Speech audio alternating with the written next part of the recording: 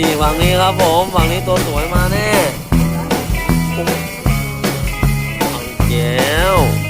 ใส่เล่นอีกแล้ว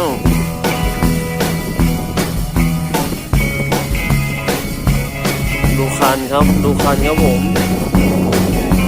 โอ้ยปลาอะไรอะขึ้นน้ำเลยครับผมเฮ้ยขนาดนั้นเลยเหรอสีอะไรมาลุ้นกันงัดขึ้นมา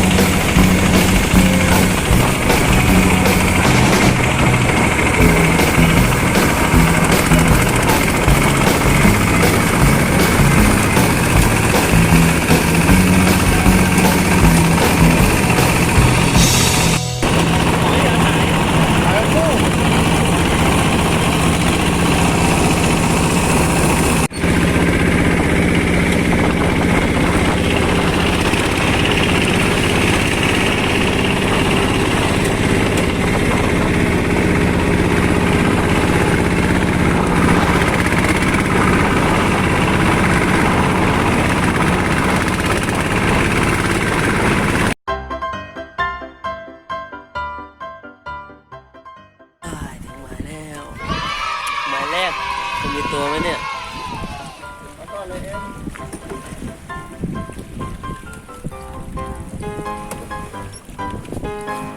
ลองดูกัน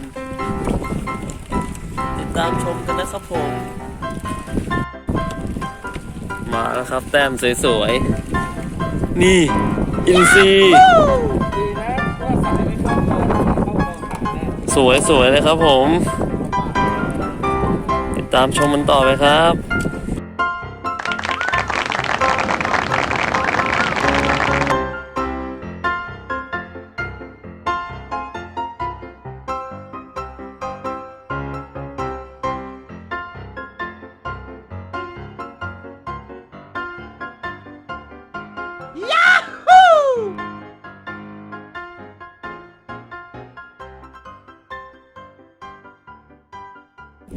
หมายที่2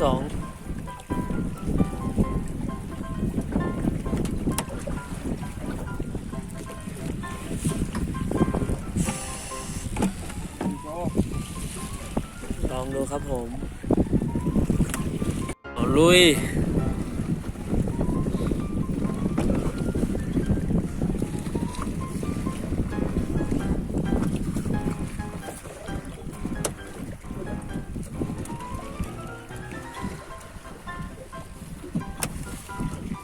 ซับ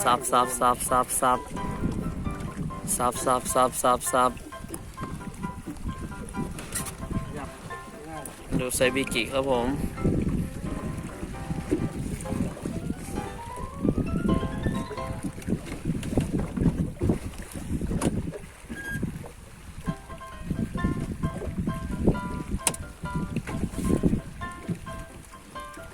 ไมโครจิกก็ยังไม่โดน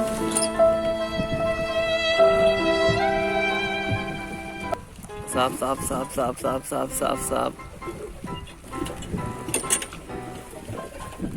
เห็นไหมครับผมท่านผู้ชมนั่นคือปลานั่นนะที่เห็นโอ้พระเจ้าจอร์จมันยอดมากเป็นฝูงลูกปลาเล็ก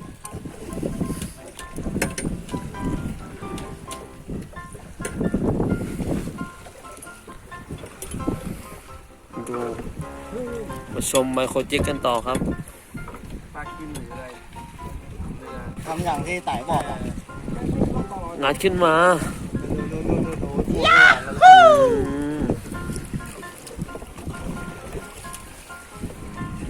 ดูไต่ดีกว่า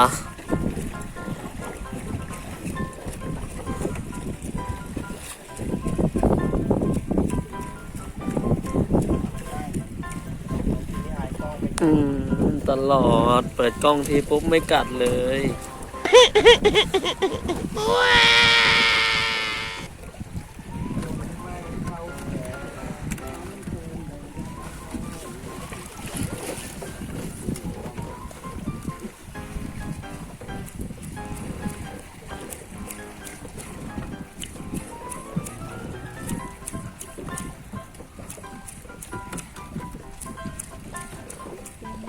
ขอไซส์สวยๆหน่อยครับ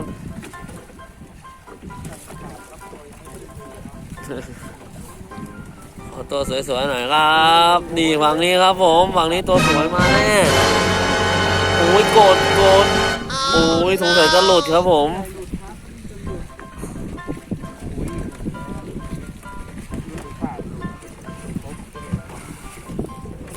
ก็เสียบใหม่นี่ เฮ้ยเก็บหายแล้วนี่ไงไต่เล่นแล้วอัดมันเข้ามาโตไม่โต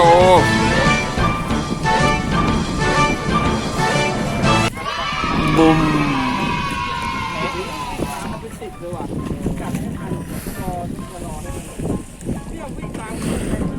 ไหนเอามันขึ้นมาสิหัวเรือเล่นอะไรนั่น สีเสียดระวังน้ำคมปวดเลย สีเสียน มีสละไง อะไรมีถุงมือ เอียงหลังมันเป็นแผงเลยอ่ะระวังนะท้องวัดสิไตโก้โหลองโดนก่อนแล้วค่อยมาเล่าจะปัดนิ้วแล้วเนี่ย Okay. Yeah. ยกขึ้นมา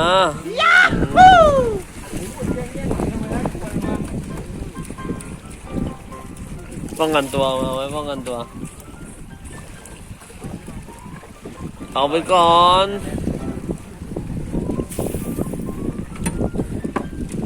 ยอมขึ้นเลยวะเนี่ยสุดยอดไม่ใช่โดนคันขนาดนั้น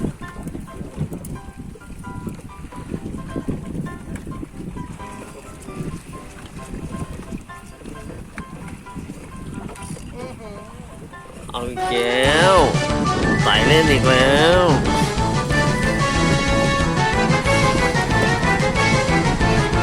ดูคันครับผมโอ้ยปลาอะไรอะขึ้นน้ำเลยครับผมเฮ้ยขนาดนั้นเลยเหรอสีอะไรมาลุ้นกันเกี่ยวหลังโอ้ยกลัวหลุดครับผมสวยตัวเท่าฝ่ามือเลยครับผม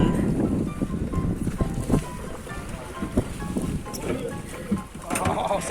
ลงงัง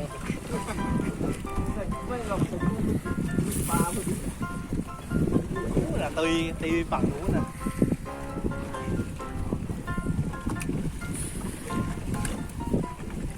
เดี๋ยวนั่งจบสู้ต่อไป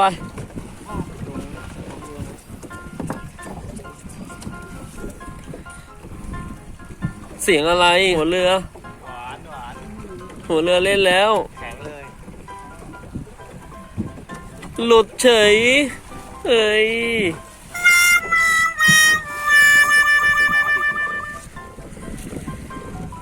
ดูไต่กันดีกว่าไต่จัดตัวใหญ่มาให้ดู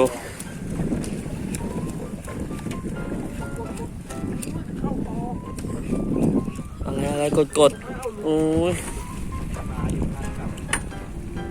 หลุดเฉยตัดไป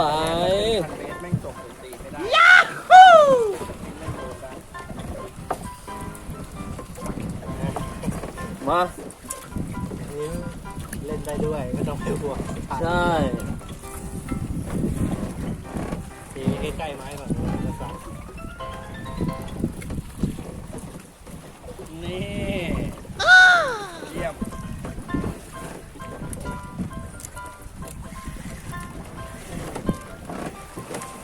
ต้องกล้องเงียบแสดงว่าใช่นะฟ้าอาสาย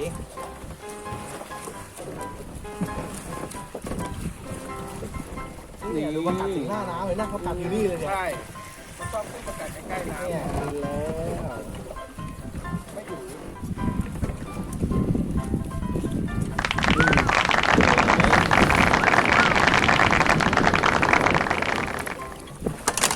ป่วยต้องเปลี่ยนสี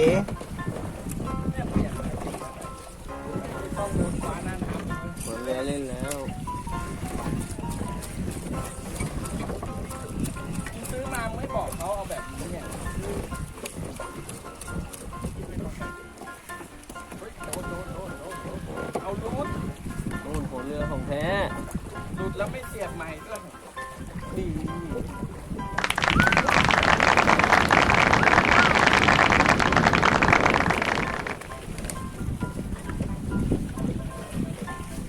นแล้วโดนแล้วครับผมว้ายขึ้นมา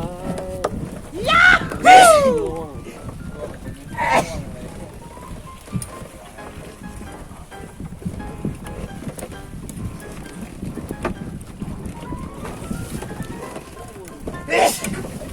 จาก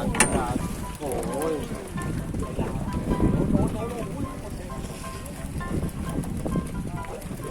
นี่ไงใหญ่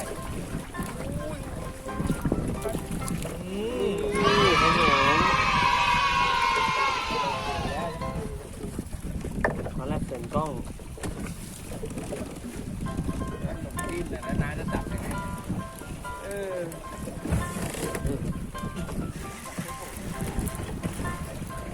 มาอีกแล้วครับผม เหนียวเลยอ่ะต้นร้อนๆเลยอ่ะ วิ่งเข้าวัดหงทองก่อนหาอาจารย์ เดี๋ยวอะไรหน่อแวะมา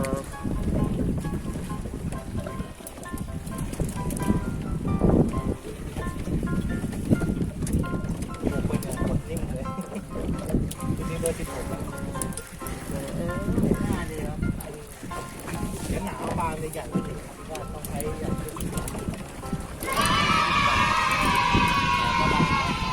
ทอดแม่งรวมกันไป อืม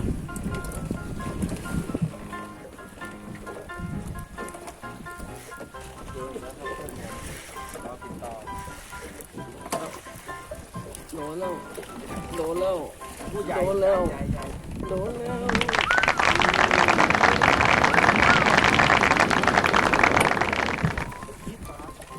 ต้องไม่ใส่กิ๊บดูแล้วทำดีแล้วเกิน ใส่สวยๆ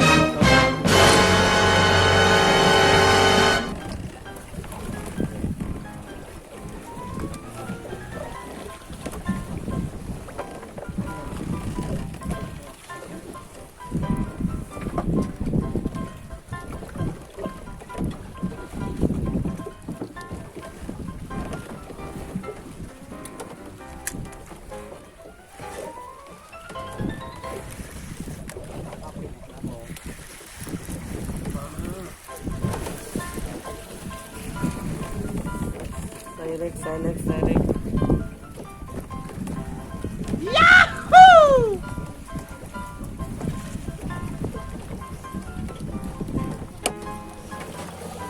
ตกดีเนี่ยไปทำสายหน้า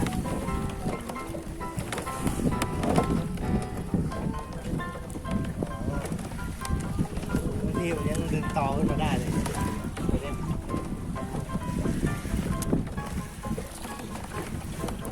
มาแล้วมาแล้ว ดำ มาแล้วมาแล้ว ดูสวยดูสวย ใหญ่ โอ้ย ใหญ่เลยตัวนี้ กับมือ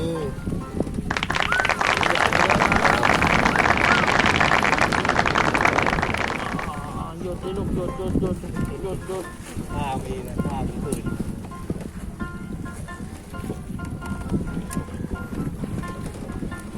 ใหญ่ๆเลยครับ Okay. Yeah.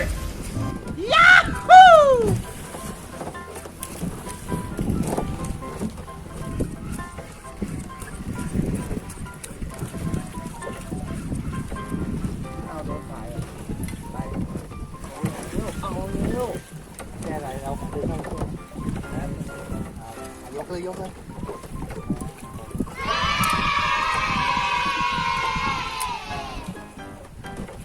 เลยจะพันเลยมั้ง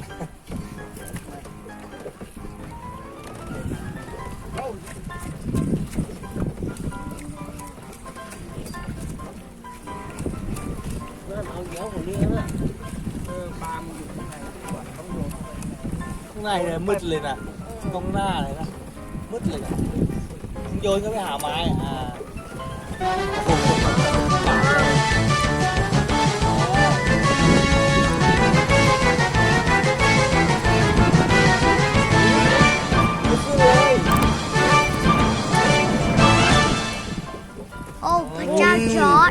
มันยอดมาก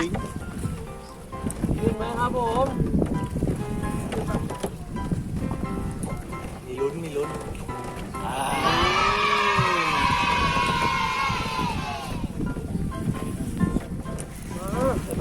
แล้วนี่ขาวมันเหมือนกันยาฮูแล้วมันน้ำมันมืดเลยข้างในเนี่ย ไปยัดเข้าไป นายทุนเมื่อไหร่กูจะพร้อมวะ ตั้งแต่เช้าเลยน่ะมาแล้วขึ้นมา สองตัวล่างก่อนตัวล่างไว้โอ้ยตัวล่างไปปากฉีก ได้ตัวใหญ่หลุด เบอร์อะไรวันนี้ซื้อมา 13 วันหน้าต้องเพิ่มเป็น14หรือ16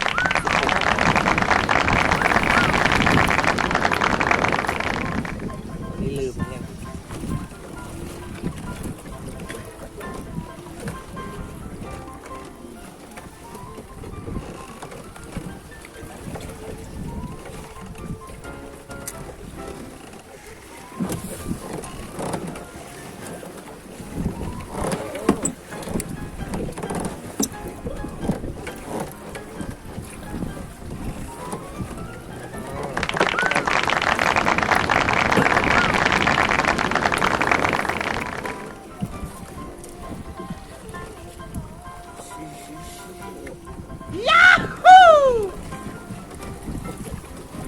มันกระดิ้นจังเลยเนาะ ในหน้าผากมี2 ผืนอะ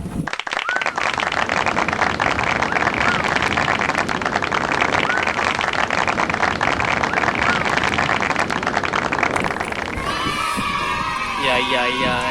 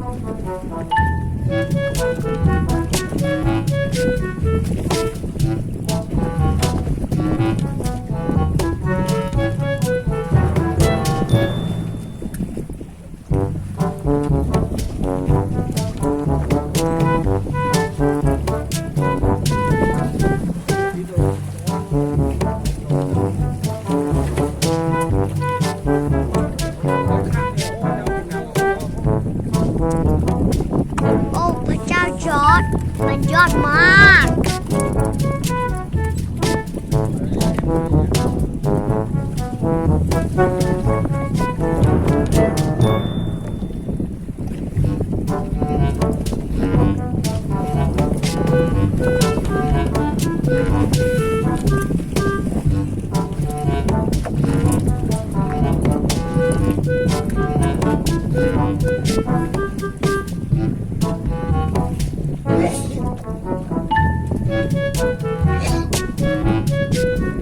เ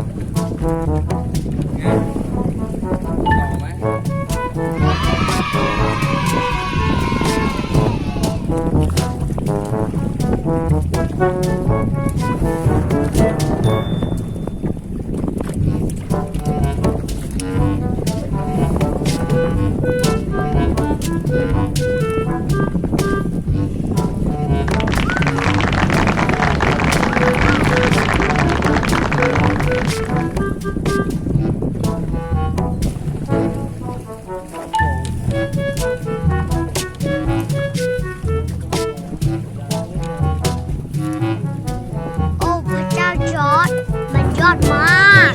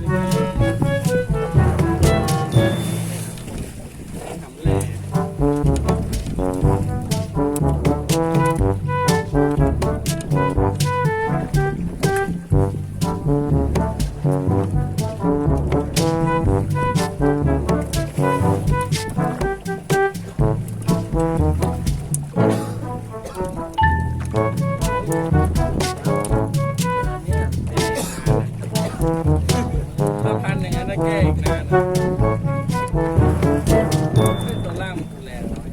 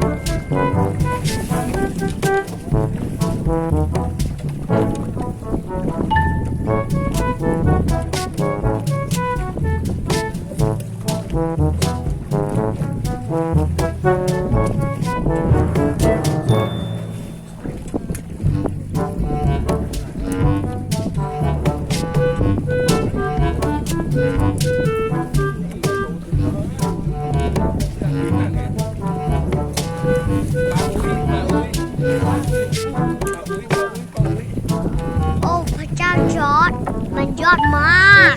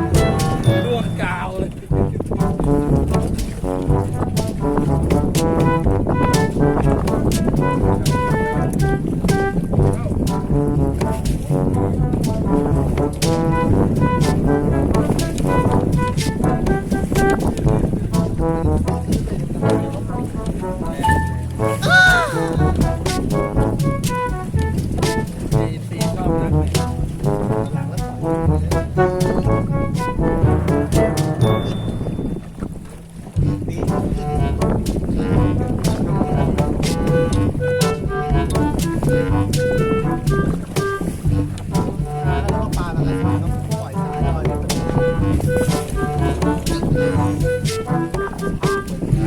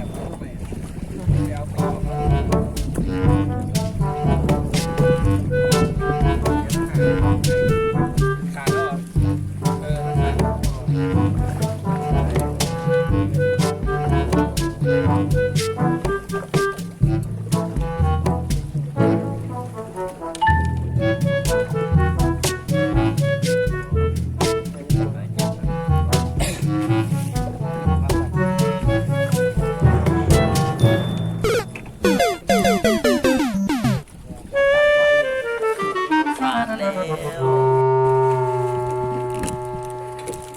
หยื่อเบาต้องดึงช่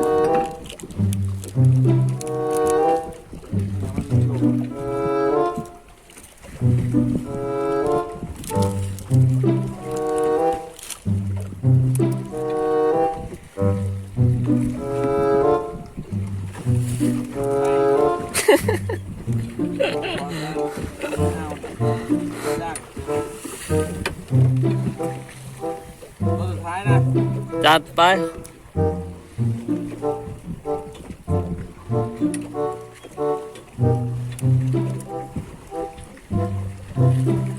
ไม่เด็ก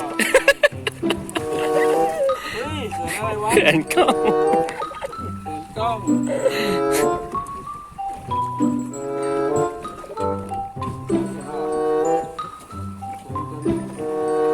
เขานะถ่ายทำรายการ จะทำรายการตามติดชีวิตไมโครจิก ไม่ อะไรวะเมื่อกี้พอถ่ายกล้องไม่ได้อ๋อถ้าทีไม่ได้ก็กลับบ้านได้ โอเค นี่แหละ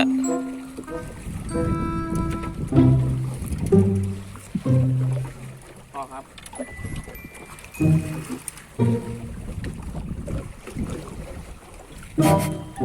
เอามาลุ้นกันครับ แล้วเราก็